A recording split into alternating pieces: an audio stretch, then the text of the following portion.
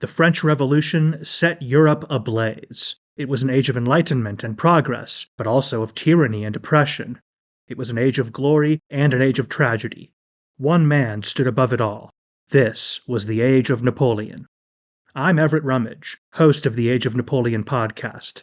Join me as I examine the life and times of one of the most fascinating and enigmatic characters in modern history. Look for the Age of Napoleon wherever you find your podcasts. You're listening to an Airwave Media Podcast.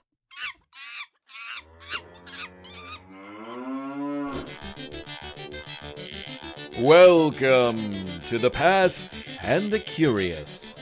Important animals in history.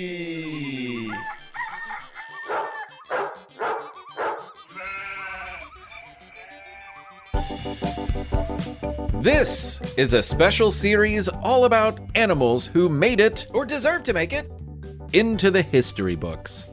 I'm Mick Sullivan, and this is the first release of a special The Past and the Curious series. These specials are a little bit shorter than a full episode, but they are way hairier, they have way more paws, way more tails, and they are way more likely to make you go, aww. Each episode in the series features a few segments from my upcoming book about, guess what? Animals in history. Title coming soon. And Kickstarter campaign to raise funds coming soon too. So stay tuned if you want to help out. And in the meantime, let's take a little journey down Animal Lane.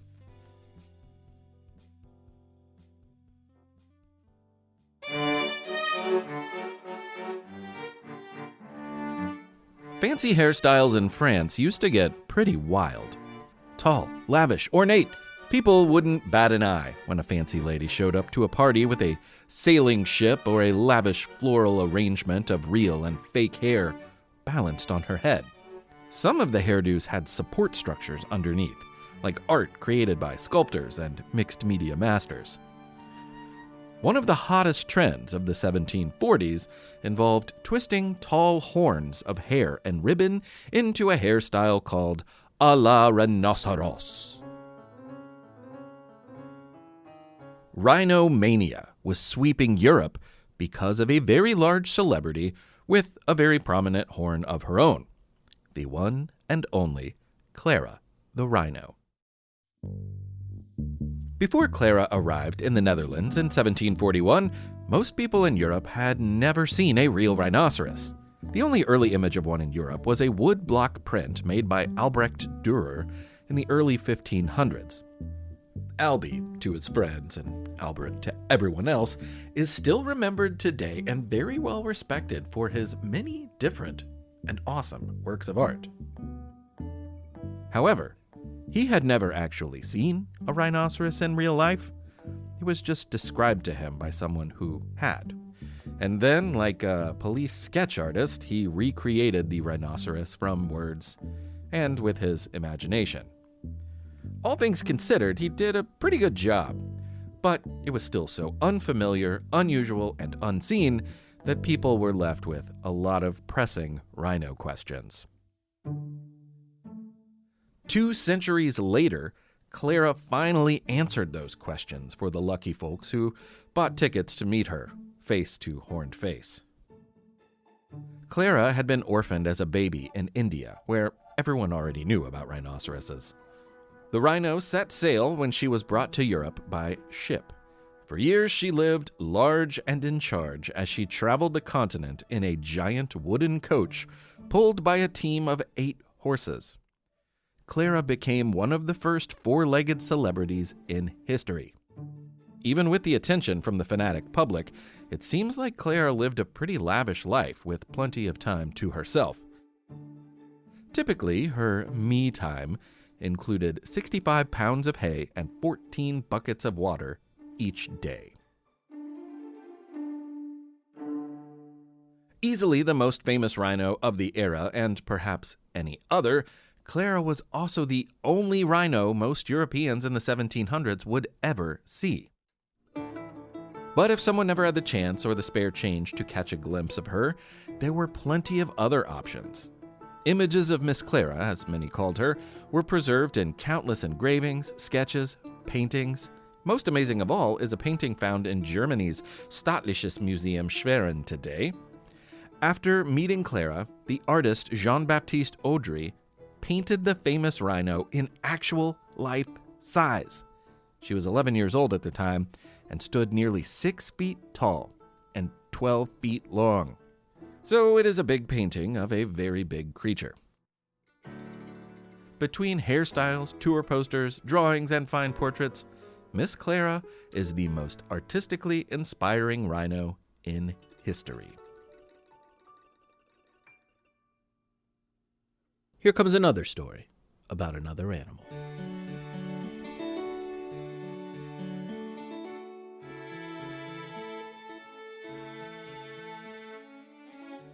Here's some advice. If you ever find yourself hanging out with a starling, be careful what you say around the little bird. There are 2 gifts European starlings have that you should know about. 1, they have a good memory. And 2, they have an incredible gift for mimicry. Starlings have been known to imitate the calls of other birds, mimic car alarms or barking dogs, and even reproduce human speech. So as far as animals go, they may not be the best at keeping secrets. If this comes as a surprise to you, that's okay. Wolfgang Amadeus Mozart was also surprised to learn about a starling's gifts with memory and melody way back in 1784.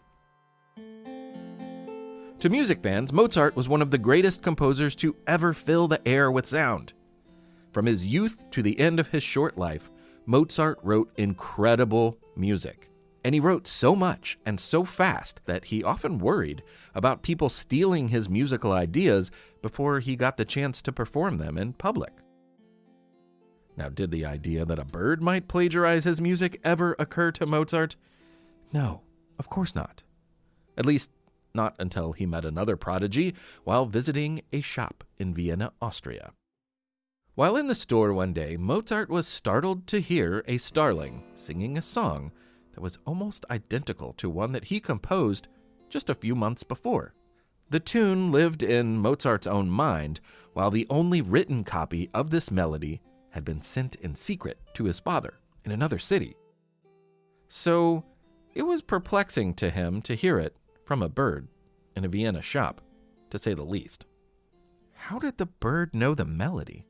Was it pure chance? Did the bird learn it from someone who had stolen the song? Was this starling a musical genius, just like Mozart? However the bird learned the melody, Mozart did the only logical thing. He bought the bird and took him home as a pet. For a while, historians mistakenly thought that the bird was named Star, but now most agree that that was incorrectly based on the German word for starling. Whether or not the name is correct, Star lived with Mozart, his wife, and their growing family for 3 years. This time period was one of the most productive times of Mozart's life, and most of his famous music was written with the bird close at hand. It's easy to imagine that Mozart's starling learned and sang some of his melodies. For a mimicking bird living in a house filled with music, it would be impossible not to join in.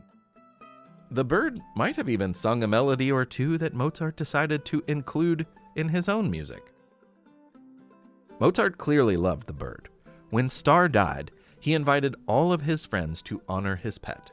Dressed in his finest clothing, Mozart held a famous funeral for his dear starling. He even wrote a poem dedicated to the memory, joy, and inspiration that the bird had brought him. Still today, many people have puzzled over how the bird in the shop came upon Mozart's secret melody in the first place. The most likely theory suggests that Mozart had visited the store a time or two before the fateful day, and he was famous for singing and whistling to himself, often lost in a piece of music that he was probably working on. So Mozart most likely walked into the shop while whistling the melody, which the starling heard and remembered. Days later, when Mozart happened to hear it sung back to him, a match was made.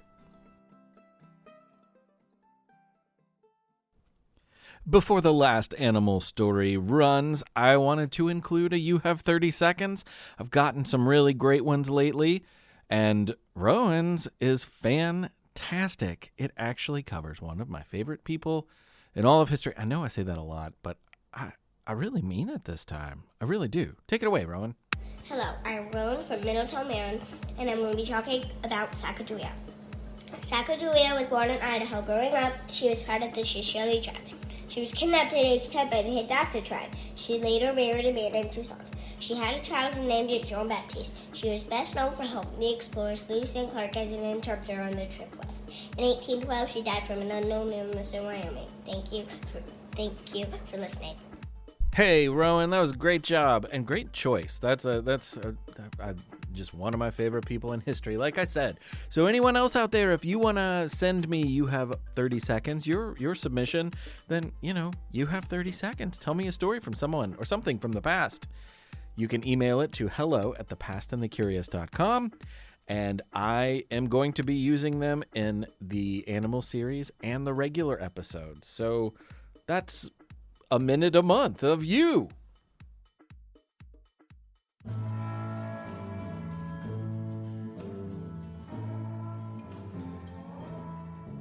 Call Me Ishmael are the opening words of a book from 1851 called Moby Dick or the Whale, written by Herman Melville.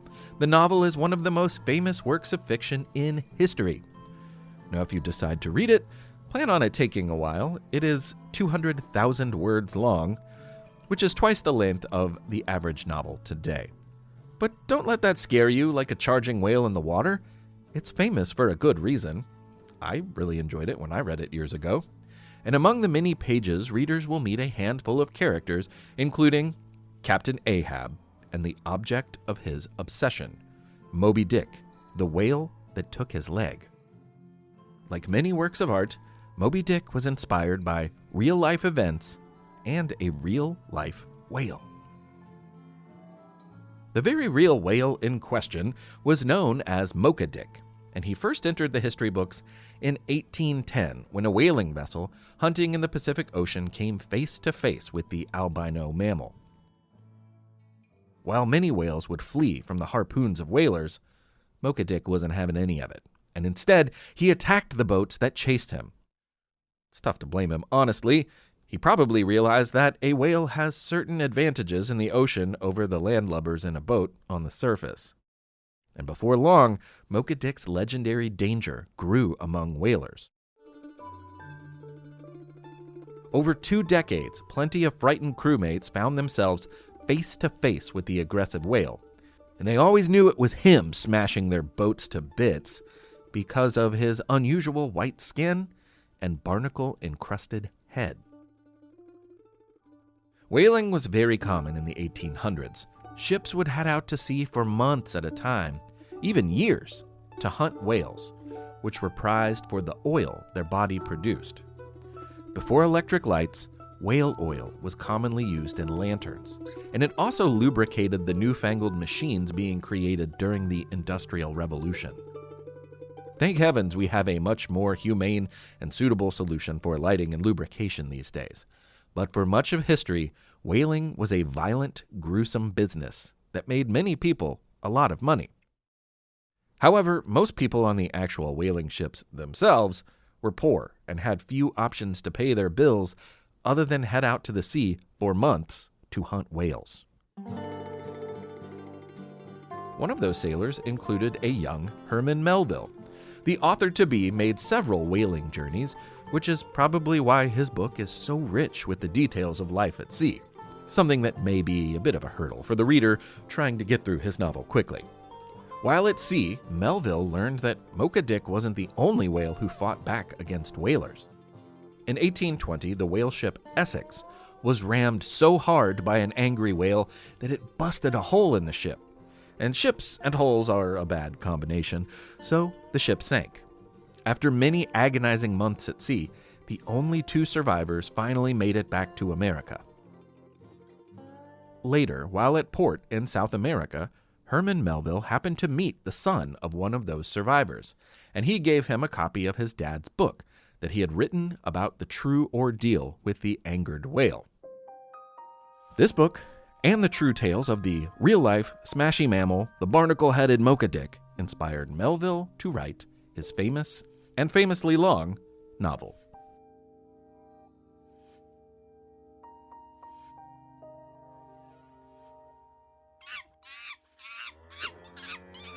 Oh, this has been The Past and the Curious Special Series Episode 1 of Important Animals in History. Selections from a book yet to be named, yet to be released, but coming to you soon. There's going to be a full episode, a more typical episode of The Past and the Curious that you've grown accustomed to, coming down the pipe in, 2 weeks. How about that? Talk to you soon. I'm Mick Sullivan. Thank you for listening. Hello everyone, Takuya here. And I'm Gabby. And we are the hosts of History of Everything, a podcast which you can probably guess by the name is, it's about everything. Do you want to know why people thought potatoes were evil and would give you syphilis? Are you curious about all the stories of the terrible and stupid ways that people have kicked the bucket over the years? Do you want to hear tales about all of the different badasses of history and the lives that they had brought to life? Well, if so, then look no further. History of Everything is just the right podcast for you. It's available on Spotify, Pandora, and anywhere else that you get your podcast from. Join us for some fun and just see how weird and wacky history can be.